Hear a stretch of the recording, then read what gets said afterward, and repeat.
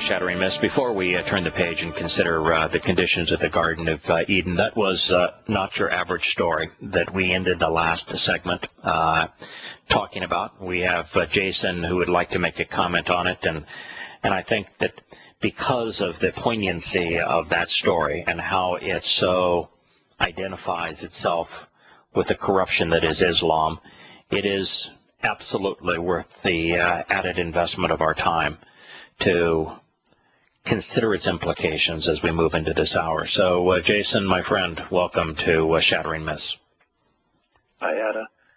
Yeah, I was just listening to that story, and just awful. Just about brings me to tears, like right here in the van, you know. And it seems like there's just no limit to how awful, like what level man can be brought to, and Correct. What a gem, you know, the Torah is to mankind. Yeah, there's several things, Jason, about that story that are extraordinarily important. One is, this was not a man acting alone, just an average corrupt individual, and there's, you know, poisoned people around the world. This was an Islamic preacher. He's an imam. He's trained in the religion. Number two, the Islamic courts in Saudi Arabia were going to exonerate him because they had absolutely no basis for doing anything to him but to exonerate him, because the nature of the Quran and Hadith and Sharia law have no punishment for being a rapist, for being a pedophile, for being incestuous, all of which are approved in Islam, or for abusing and beating a female or killing her. Everything he did was acceptable in Islam, following Muhammad's example. Yeah.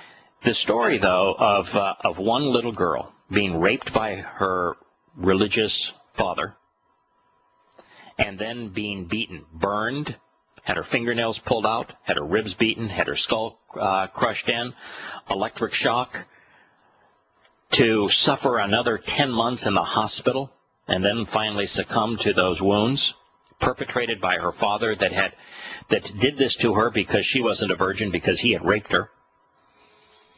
The story of one individual suffering like that is much more powerful, Jason, than the story that preceded it, which talked about 50 people being murdered by a suicide bomber, and 4 times that number having their bodies mutilated by suicide bombers all across Iraq, and 6,000 people dying from suicide bombers in Iraq, and another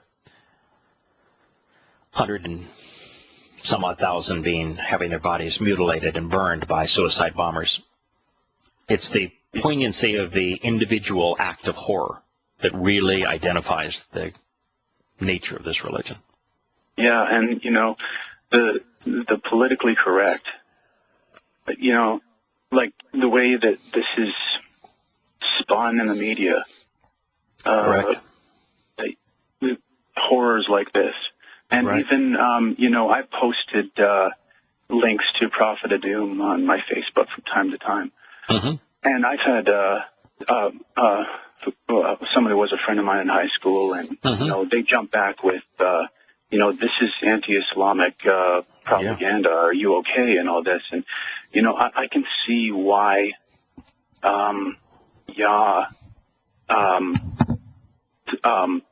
considers it appropriate, or it's set up mm-hmm. in a way that the ignorant are destroyed. Because yes. they are just as destructive. Correct. As the people perpetrating it. And that's the beauty of it. Your high school pal read from a book that is based entirely on the 5 oldest and most credible Islamic sources. Prophet of Doom doesn't use any source other than the Quran, and the 4 Hadith sources that are considered the most authentic and the earliest that were comprised.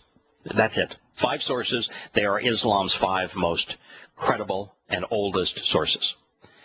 And yet, when your friend was confronted by how just disgusting that the Quran and Hadith are, and Muhammad's words and deeds were, rather than respond, wow, I had no idea the religion was that bad, He instead used an ad hominem attack and took the approach of, this is from a Islamophobe. And Yada, because of that, there are other consequences. My daughter's 9 years old. I teach her carefully, with discretion. Yes. A little bit about the dangers surrounding Islam, and the dangers of Muslim culture. Yeah, particularly of Muslim men, because they can kill her legitimately. Can kill her. They can torture. They can do what they were just done here. If she would submit to marrying a Muslim man and go off to live in an Islamic country, her fate could be identical, and there's nothing anyone could do to protect her. And yes, and the sad part is, it's here in the West. Sure. Because of the climate, the politically correct climate, and the parrot media. The thing is that she will go to school with that information, and now she doesn't just have one enemy. She's got two. She's got the Muslims who want to destroy her freedoms and, put her under these kind of horrors. And the politically correct. And the politically correct who defend them and protect them. Right. They are just as dangerous, just as destructive. Yeah, and my view, I find it I agree very with you. just that Yahowah would destroy. He will. The ignorant. Yeah, it's going to his return, because he will come back undiminished, will instantly vaporize them, because he's coming back as pure energy, and therefore his arrival will instantly vaporize those who are not enveloped in his set-apart spirit. Now, I happen to concur with you that the problem with political correctness, which has now indoctrinated 2 generations of Americans, so that Americans lack, and this is the same thing is true in Europe, they lack the capacity to be moral. Because they're no longer judgmental, they can't be just, they can't be civil, they can't be moral. And they end up accepting things that are ruthless. And when you are merciful to a ruthless doctrine, then you're no different than those who rallied around and went to the vast parades and ceremonies of the Nazis. And yeah, absolutely, you're a catalyst that enables the ruthless to be merciless. And so, I would view those in the West who accept Islam, who lie on behalf of Islam, who don't bother to study Islam and misrepresent it and misrepresent this war on terror as a war on terror, a tactic, as opposed to Islam declaring war on all mankind, that the death of this little girl, the death of everyone that Islam has savaged, 110,000 in Syria, it's a stain on their soul. It's a sign that they have lost the capacity to be moral. You need to be a rational, moral, just, reasonable individual. You have to be able to process information in a discriminating manner. Yeah, to make connections with God's perspective. Otherwise, you are going to pray. Yep. You are going to corrupt other people around you. You are going to just be a catalyst for if America had exposed and condemned Islam for what Islam had done through the PLO and through the terrorist bombings around the world that preceded 9/11, if America had politicians and religious leaders and academicians that studied the religion to find out why it was committing acts of terror, which is what I did. I've spent 10,000 hours becoming an expert on the Islamic religious scriptures. And if they had done that and said, well, this is the problem, Muhammad was a terrorist, he did these things, and Muslims are ordered to follow his example, and the Quran says that if you're a peaceful Muslim, you cease to be a Muslim, and good Muslim jihadists have to kill you. Under that circumstances, there is no reforming Islam. There is no way to live in a world where Muslims are empowered or enabled to perpetrate jihad without them destroying everyone. And so if we had people who spoke out against the religion, 9/11 wouldn't have been possible. They would not have been able to come here and train in schools and maintain that they were, over that period of time, that they were doing something that was good in a culture that overtly exposed how demented and perverted Muhammad was and how unbelievably stupid the Quran is. They would no longer have the motivation to do what they did. Yeah, I got to go, but I just wanted to part with that, you hear a story like this and the promise of the judgment of God, the anger of God being poured out. It's actually comfort to me. Yeah, it is. And in this particular case, because the man was an Islamic preacher, he will be held accountable. God, I don't think, punishes crimes that don't lead people away from him. Those lives just simply cease to exist. But anyone engaged in the practice of misleading, of pretending to be enlightened and actually lying, that those are the people that God says specifically, I'm going to judge.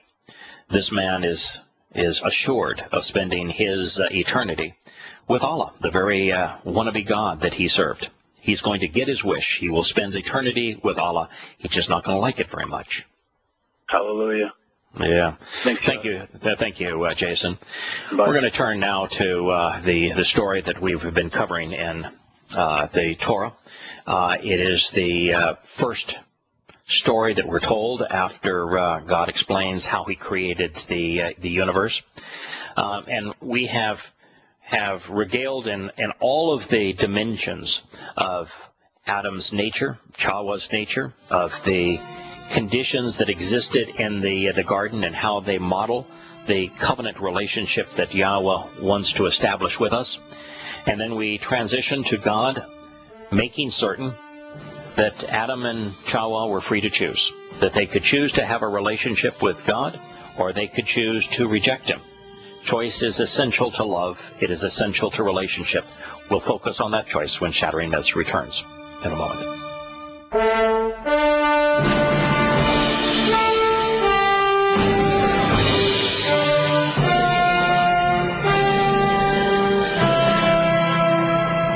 Welcome back to Shattering Myths. I'm Yahowah. We're turning now to Yahowah making certain that Adam and Chawah were not robots, that they had the opportunity to listen to an alternative to listening to him, that if they wished to reject his instruction, they had the free will to do so.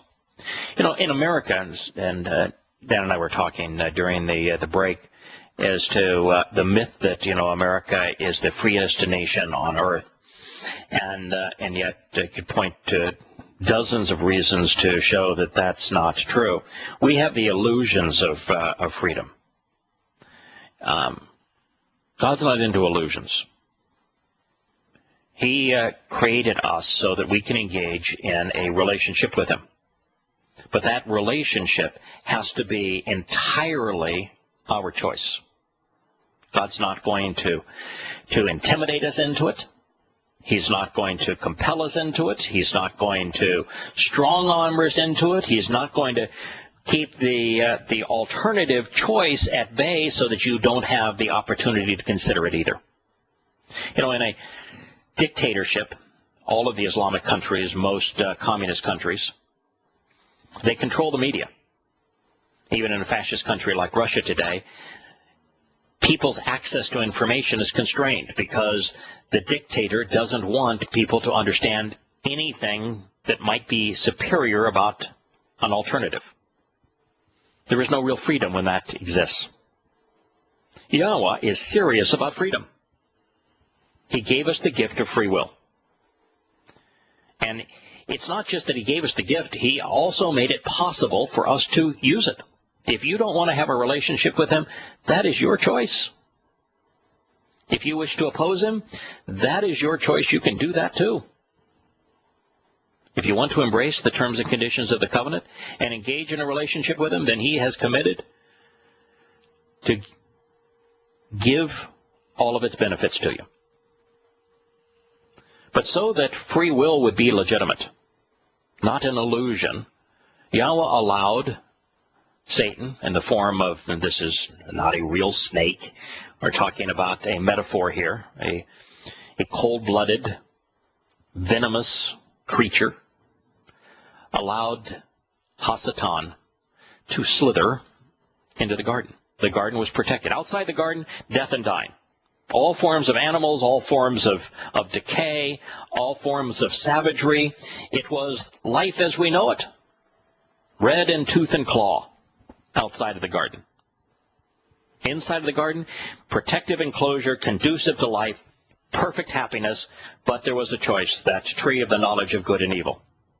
If you wish to reject God's guidance, eat from it, that would be your option.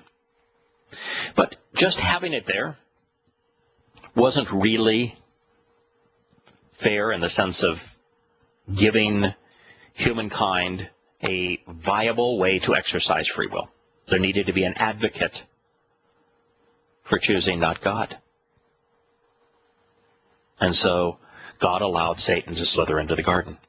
Now, Satan is not presented by God as being hideously ugly. He's not presented like religious caricatures have, Satan menacing and drooling and vicious looking and ugly and presenting himself as the devil. That's not how Satan presents himself. He never presents himself as the devil. Allah is modeled after Satan. Satan wants to be considered God. Satan is the Lord of Christianity. He's the Lord of most religions.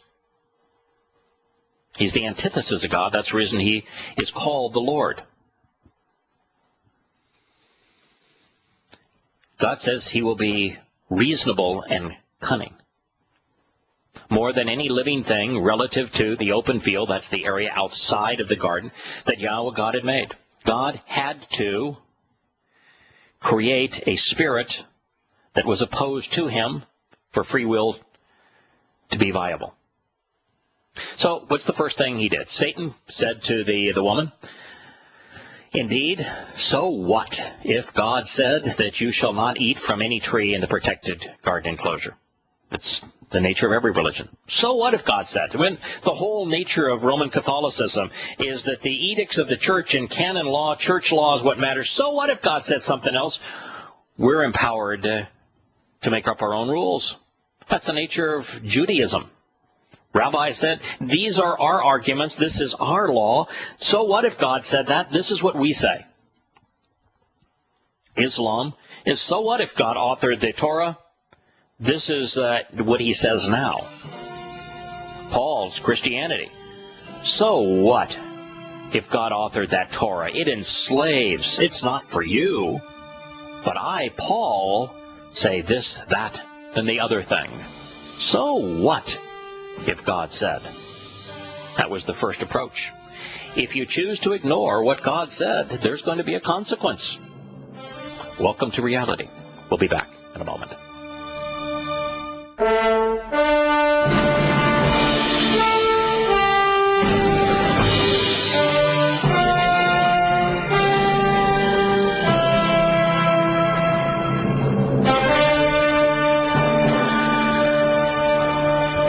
Welcome back to Shattering Myths. The next line we read after Hasatan saying, "So what if God said," is, the woman said to the serpent, Satan, "We can eat the fruit from the trees in the protected garden enclosure, but from the fruit of the tree, which relationally is in the middle of the sheltered garden, God said, do not eat from that one, do not even touch it, lest you die." Larry has joined us here, and over the previous programs, Larry, I've made several comments here. One is that God's instruction was known to the woman. So she was without excuse. Number two, she did what God asked us not to do. She subtracted from God's testimony. God specifically called that one tree the knowledge of good and evil. He had already made everything that was good known to them, so all they were going to gain was the ingestion of evil if they neglected his testimony. So she subtracted that from God's testimony, and then she added, don't even touch it. When you add and subtract from God's testimony, bad things happen. Sure, we end up with religious institutions. We end up getting on man's path as opposed to Yah's path. Yeah, we see that in billions and billions of people. Yep. In fact, they'll use the propaganda technique of, the old bandwagon. Well, billions of people can't be wrong. Well, if billions of people can't be wrong, Yah was wrong, because he said, there's a small, and Yahusha, there's a small group of people on this real narrow path. They're the correct ones, not you billions. Yeah, in fact, when I wrote Prophet of Doom, and initially, I haven't been to the Prophet of Doom site to look at the email probably in 3 months. There's only so much satanic stuff I could handle, and I was editing and questioning Paul, so it was just beyond my appetite. Yeah, I have to take my hat off to you for even being able to wade through that garbage that long. It's just amazing. Yeah, amazing. But anyway, I did respond to them, and as I was responding to them, almost every Muslim would try to justify Islam, not to refute anything that was written in Prophet of Doom, because they can't refute it, because it all comes from the Islamic Quran and Hadith, but they'd always say that Islam can't be wrong because it's the world's fastest growing and largest religion. Well, if that's the case, then Roman paganism was the truth, and before that it would be Greek paganism, and before that it might be Babylonian or Egyptian paganism that were the truth. Last three, it was Hitler and Stalin and Mussolini and Mao. Right. They were all correct. Yeah, because obviously in China, Mao's Little Red Book was the most popular way to go, so it must have been true. To debate truth based on popularity, that's why God says that the way to death and destruction is popular, and the way to life and to relationship is very unpopular. It goes against the crowd. Truth has never been popular. It will eventually be popular, but we're 20 years away. Yeah, give it 20 years or so, and it will be possible. It will be. Yeah. So here's the next statement. It says, the venomous reptile said to the woman, you shall not die a physical death. Well, he was lying to her. She would die a physical death. And she did die a physical death. Now, I think there's reason to conclude that Adam and Chawah, in fact, there's a lot of insights provided relative to Adam and Chawah, that they availed themselves of Kara, which was God's invitation to reconcile their relationship with him. And even though they were now no longer enjoying the great joy of the garden, but were now exposed to evil because they made that choice, the Torah's teaching is designed to bring us back into fellowship with God, and that is what the choice they ultimately made. But both Adam and Chawah would die. But I'm convinced that both of them are now part of the covenant, and therefore continuing to live as part of God's family. But here's Satan. He didn't say, you misquoted the big guy. That's not actually what he told you. He just rolled with it, She misquoted him, added to, subtract from, and he played right off of it. It's why I'm unwilling to blame Satan for inspiring Muhammad or Paul in the creation of Christianity or Islam. Either of those two guys, of their own volition, would have done what they did. Did Satan? They made a choice. Yeah, they made a choice. Satan certainly used them. He certainly expounded upon what they said. He certainly found the soft spots to make their religions credible, appealing, and yet especially beguiling and destructive. But they made their choice. We all too often blame Satan for the things that we ourselves have chosen to do. Now, Satan went on to say, Yahowah promoted the choice. He had Right. seen. Yahowah doesn't live in the future, in the past. He doesn't, or the present or the future. He sees them all at the same time. He lives outside the construct of light. Right. I mean, he invented light. Right. Yeah. So We're time rather, and he used Satan as a punk. He punked him. Yes. So instead of these two people being captive in a closure, now they had to make a choice. Right. Which they were free. Which is all Yahowah wants any of us to do, which is to choose him. And what's kind of interesting, Larry, but you're right. They were freed from the garden. Yep. They were freed from the garden. So they were no longer inmates. They were no longer a bird in a cage. They were freed from the garden. They made that choice. They were freed from the garden. We've all been freed from the garden. And whether or not we choose to avail ourselves of the doorway back into the garden is a choice we all have to make. We can all, Passover is the doorway back into the garden of life. The threshold that cleanses us of the scum of religion and politics and the death and dying outside the garden is matzah on yeasted bread. And those who avail themselves of those two offers become bokotim, firstborn children, back into the covenant, right back in the garden. And they made that choice. You and I have made that choice. We do this program because we would encourage, but not compel, others to make that choice. Come to know what God said and respond to it rationally. Make your own decision as to whether or not you want to walk back into that door. Because right now you're outside of it. Well, not everyone listening to this program. Most people listening to this program have made that choice. They know Yah is dad and are inside, but of course this program is also shared with many people who are unaware that there even is a doorway named Passover. Yeah, even though Yahusha, who they misnamed Jesus, said there's a small doorway you enter, right. which is obviously the 7 Moed Mikre, and you enter the door at what? At Passover or Pesach. Right. Yeah. And immediately thereafter you benefit from having your soul perfected, having the yeast, the fungus of yeast, removed. And he even explained that the yeast that is being removed is religious and political corruption. Well, they even corrupted in the religious book, that Yahusha was dead in a tomb for 3 days when he said he was fulfilling the 3 Moed Mikra. But the word that he used was cardia. Now that means the center of the circulation of life, which was at that time was Jerusalem. Right. Now, when I say I'm in the center of the circulation of life, here in Jacksonville, Florida, which is town center, do you automatically think I'm in a graveyard? No. For 3 days? Well, that's how it's copy edited. Yeah. So Christians all think he was dead in a tomb, which throws them off. Walking in the Pesach door, going right to Matzah, and the third day, Bikurim. He was fulfilling the 3 Moed, which is exactly what he said he did, and exactly what he said he was going to do.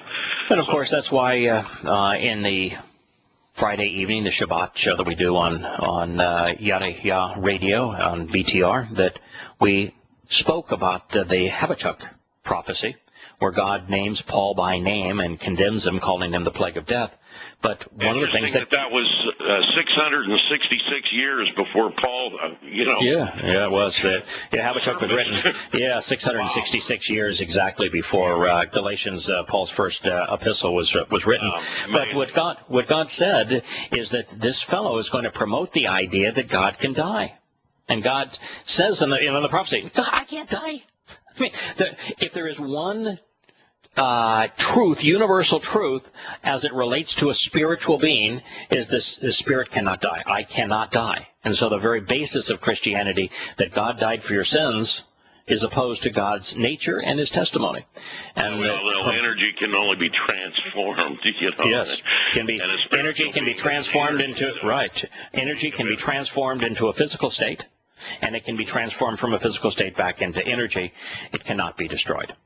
Yeah. This goes on to say, because truly the Almighty knows that indeed in the day that you eat from it, your eyes will be opened and you will exist like God, knowing and being aware and acknowledging good and bad. A highly beguiling statement based upon a corruption of the truth. he was giving the impression that something was going to change other than just having access to bad. And while they were going to now have access to bad and ingest evil, they and know it because they were going to be freed from the garden, their eyes already were open. God created us with eyes so we could be observant. Their ears were already open. She heard what God had to say so we could listen. That our minds were already open because God gave Adam, the uniqueness of Adam and Yahowah is they had an asalma, a conscience that enabled us to process information rationally. God already told us that Adam and Yahowah were made in his image, in his likeness. So that wasn't going to change either. The only thing that they were going to gain was the ingestion of evil. Doesn't sound like a very good trade, but here Satan was selling something by beguiling them, telling them half-truths. So the woman and wife looked and saw that indeed the tree's fruit was good, even though God said it was the tree of the knowledge of good and evil, and that indeed it was desirable. Now she craved what God had instructed her not to do. And she craved and coveted the tree's insights, its understanding. And she grasped hold of some of the fruit and ate it.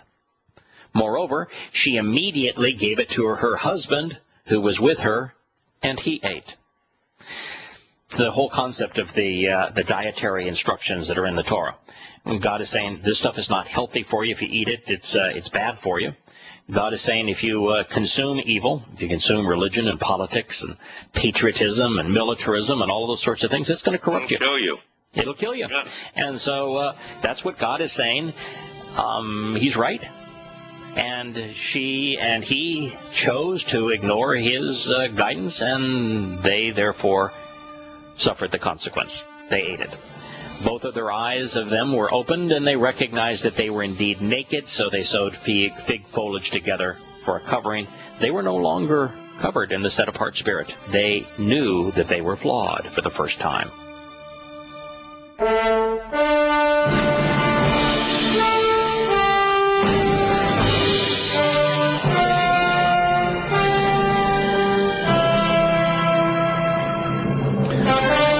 To Shattering Myths. This is the last segment for today, and I am, for those who are listening also to the archives of the show, I will be taking some time off and go visit my son in Texas, my other son in Ohio, and then going to spend a few days back in my farm in Virginia. While I'm back at the farm, I will be able to broadcast on a regular basis. But while we're en route and visiting with my boys, we will be playing archives of this program. So I will not be live. And there have been times in the past where a good friend here, Larry, has filled in for me. We're making a transition, though, now in terms of the program director, the individual running the board. It's Dan now, and Dan will typically be doing the show on Monday, Tuesday, and Wednesday. We'll have someone else on the board on Thursday, someone else on Fridays, and while we're making this transitioning, everybody getting to know one another, a little harder for someone to fill in while I'm gone. So I will be gone for the next week or so. Yana, can I bring up a perfect example of what we just talked about here that happened in the garden? Sure. This is in Shemoth, or it means names, and it's called Exodus today, 2010. Right. Uh-huh. But the seventh day of the Sabbath of Yahowah, your Elohim, you shall not do any part of the work of God's representatives and messengers. Right. Not yourself, nor your son, your daughter, your servants and employees, your means of production, and those visitors who relationally are in your home, property, or community. Right. Now, that was unambiguous and authoritative, wasn't it? Yeah. So, what do you suppose the motivation was for this imperial edict from? And this is straight from Constantine's historian, Eusebius. Right. He recorded this in 321 CE. And before you read it, Larry, just so that our listeners know, Constantine is not your average guy. Constantine is the founder of Roman Catholicism. Now, Roman Catholic Church will claim that their religion was founded on Peter being the first pope because of something that Yahowah said to him, but Yahowah didn't say anything remotely like what they believe he was said, and he would have been overtly opposed to Roman Catholicism. So Roman Catholicism began with Constantine. He was a warrior general. He saw a sign superimposed on his god, which was the sun. He was worshipped Mithras throughout his entire life, died as a pagan sun god worshiper, and he's the founder of Roman Catholicism. So when you read what his historian said, his royal spokesperson said, you're reading the initial edict that was the basis of Roman Catholicism. And the basis of Christianity today, by the way, because Yes. that's where it's derived from. All Correct. things whatsoever, that is the duty to do on the Sabbath. Now, this is the seventh day of rest. Mm-hmm. These have been transferred to the Lord's Day. And the founder of Roman Catholicism, called Sunday, Sol Invictus Mithras, and that's the day of the unconquerable sun Mithras. That's what it means. Right. Mm-hmm. Under penalty of death, he declared that all within the empire must cease to work on Sunday to honor the sun god. Correct. Now, I'm going to go just a little further. And By correct, yes, that's what he said. You have the history is accurate. That's the basis of Roman Catholicism is to subtract everything that God said, add whatever man wishes to have done, and that is the basis of religion. It's exactly how Satan beguiled Yahowah and Adam in the Garden of Eden. It's the consequence, of course, of doing what Constantine said, which is what Roman Catholics and to a large degree Christians emulating them do today, and going to worship the Lord on Sunday is death. You're going to die. In the Qumran scrolls, when it's predicting the Son of Man, or Yahusha, he says the Son of Man strengthens, establishes, restores, renews, and prevails by being resolute and uncompromising, and by the way of his power, steadfast with it. He carefully observes and keeps the Sabbath from being profaned, defiled, or dishonored, carefully keeping him from doing anything harmful or evil, inconsistent with the standards. Now, that's Yashayahu Qumran Scrolls 56:2. That's describing Yahusha, the Son of Man.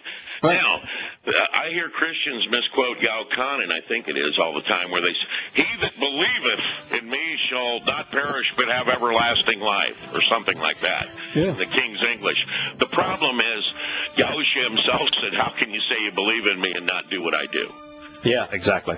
And he was Torah observant. So if you're going to do what he does, if you're going to follow his example, you have to be Torah observant. And the moment you're Torah observant, you cease to be a Christian. Larry, thank you for the call. Have a wonderful day. May Yah bless.